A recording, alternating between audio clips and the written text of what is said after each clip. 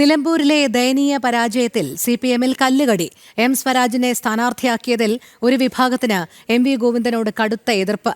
പാർട്ടിയിലെ ഭൂരിപക്ഷം സ്ഥാനാർത്ഥി ആക്കണം എന്ന നിർദ്ദേശം മുന്നോട്ട് വെച്ചപ്പോൾ എം വി ഗോവിന്ദന്റെ വാശിയാണ് എം സ്വരാജിനെ സ്ഥാനാർത്ഥിയാക്കിയത്.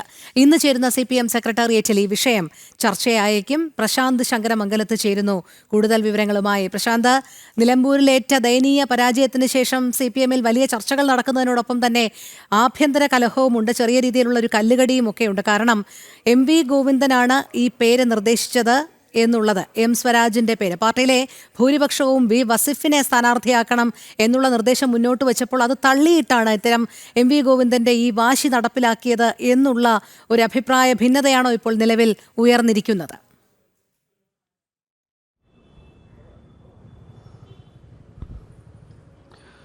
രോഹിണി, മുഖ്യമന്ത്രിയും താരപ്രചാരകരും സാംസ്കാരിക നായകരും അടക്കമുള്ളവർ നിലമ്പൂർ കേന്ദ്രീകരിച്ച് പ്രവർത്തിക്കുകയും വലിയ രീതിയിൽ ആത്മവിശ്വാസം പ്രകടിപ്പിക്കുകയും വലിയ രീതിയിൽ പ്രചരണ പ്രവർത്തനങ്ങളെല്ലാം നടത്തിയെങ്കിൽ പോലും ദയനീയമായ പരാജയമാണ് നിലമ്പൂരിൽ സിപിഎമ്മിന് ഇടതുമുന്നണിക്കും ഏറ്റുവാങ്ങേണ്ടി വന്നത്. എം സ്വരാജിനെ സ്ഥാനാർത്ഥിയാക്കിയതിന് പിന്നാലെയാണ് എം സ്വരാജ് ആയിരുന്നു നിലമ്പൂരിലെ സ്ഥാനാർത്ഥി. മാത്രമല്ല, ദയനീയമായൊരു പരാജയം ഏറ്റുവാങ്ങിയത് മാത്രമല്ല, എം സ്വരാജിൻ്റെ മണ്ഡലത്തിൽ പോലും, അതായത് എം സ്വരാജിൻ്റെ ബൂത്തിലും വാർഡിൽ പോലും സ്വരാജിന് ലീഡ് നിലനിർത്താൻ പോലും ആയതുമില്ല. അങ്ങനെ ദയനീയമായ പരാജയം നേരിടുകയും നാണം കെടേണ്ട ഒരു സാഹചര്യം ഉണ്ടാകുകയും ചെയ്തു. നമുക്കറിയാം, ഈ നിലമ്പൂർ ഉപതെരഞ്ഞെടുപ്പിൻ്റെ ഒരു രാഷ്ട്രീയ പശ്ചാത്തലം ഉണ്ടാകുന്നത് ഇടതുമുന്നണിയിൽ നിന്ന് തന്നെയുള്ള PV അൻവർ ഇടതുമുന്നണിയിൽ നിന്നും തെറ്റിപ്പിരിഞ്ഞതിന് ശേഷം രാജിവെച്ചതിന് പിന്നാലെയാണ് ഈ തെരഞ്ഞെടുപ്പ് വരുന്നത്. 2 തവണ ഇടതുമുന്നണിയുടെ ഭാഗത്തു നിന്നും അൻവർ തന്നെയായിരുന്നു ഈ നിലമ്പൂർ മണ്ഡലം കേന്ദ്രീകരിച്ച് മത്സരിക്കുകയും വിജയിച്ചു വരികയും ചെയ്തത്. അങ്ങനത്തെ ഒരു സാഹചര്യത്തിൽ നിലമ്പൂർ എന്നത് സിപിഎമ്മിനെ സംബന്ധിച്ചിടത്തോളം, ഇടതുമുന്നണിയെ സംബന്ധിച്ചിടത്തോളം പറയുകയാണെങ്കിൽ വളരെ അഭിമാനകരമായൊരു മണ്ഡലം കൂടിയായിരുന്നു. അതുപോലെ തന്നെ ആ മണ്ഡലം തിരിച്ചു പിടിക്കുക, അതായത് മണ്ഡലം നിലനിർത്തുക എന്നതുകൂടി ഒരു അഭിമാന പോരാട്ടം കൂടിയായിരുന്നു ഈ തെരഞ്ഞെടുപ്പ്, ഈ ഉപതെരഞ്ഞെടുപ്പിൽ എന്ന് പറയുന്നത്. മാത്രമല്ല, മറ്റൊരു കാര്യം എന്ന് പറയുന്നത്, ഇനി വരാനിരിക്കുന്നത് നിയമസഭാ തെരഞ്ഞെടുപ്പാണ്. 6 മാസം കൂടി കഴിയുന്നതോടെ സംസ്ഥാനത്ത് നിയമസഭാ തെരഞ്ഞെടുപ്പ് കൂടി ഉണ്ടാകുകയും ചെയ്യും. ഈ ഒരു സാഹചര്യം കൂടി ഉള്ളപ്പോൾ ഒരു അഭിമാന പോരാട്ടമായിട്ട് കണ്ടുകൊണ്ടാണ് ഈ നിലമ്പൂർ ഉപതെരഞ്ഞെടുപ്പിന് CPM ഇറങ്ങുന്നത്. എന്നാൽ ആ ഇറങ്ങുമ്പോൾ നിർണയിച്ച സ്ഥാനാർത്ഥി തെറ്റായിപ്പോയി എന്നതടക്കമുള്ള കാര്യങ്ങളാണ്. അതായത് എം സ്വരാജിനെ സ്ഥാനാർത്ഥിയായി നിർണയിച്ചതാണ് ഇപ്പോൾ ഈ ദയനീയമായൊരു പരാജയം ഏറ്റുവാങ്ങാനുള്ള സാഹചര്യമുണ്ടായത്, ഇടയുണ്ടായതെന്നാണ് പാർട്ടിയിലെ ഒരു ഭാഗം ഇപ്പോൾ വിലയിരുത്തുന്നത്. തുടക്കം തന്നെ ഈ സ്ഥാനാർത്ഥി നിർണയ ചർച്ചകൾ നടക്കുന്ന സമയത്ത് തന്നെ എം സ്വരാജിനെ സ്ഥാനാർത്ഥിയാക്കുന്നതിൽ വലിയ ഭൂരിപക്ഷം നേതാക്കൾക്കും എതിർപ്പുണ്ടായിരുന്നു. കാരണം സ്വരാജിനെ പോലൊരാൾക്ക് നിലമ്പൂർകാരനാണെങ്കിൽ പോലും നിലമ്പൂർ ജനതയോട് ചേർന്ന് നിൽക്കുന്ന ഒരാളല്ല, നിലമ്പൂരുമായി ബന്ധപ്പെട്ടിട്ടുള്ള പ്രവർത്തന പാരമ്പര്യം അദ്ദേഹത്തിനില്ല എന്നതടക്കമുള്ള ആക്ഷേപങ്ങൾ നേരത്തെ തന്നെ ഉയർന്നിരുന്നു. അതുകൊണ്ട് തന്നെ പരാജയഭീതി മുന്നിൽ കണ്ടുകൊണ്ട് തന്നെ എം സ്വരാജിനെ സ്ഥാനാർത്ഥിയാക്കരുത് എന്നൊരു നിർദ്ദേശം പാർട്ടിയിൽ നിന്ന് തന്നെ പല ഭാഗത്തു നിന്ന് വരികയും ചെയ്തിരുന്നു.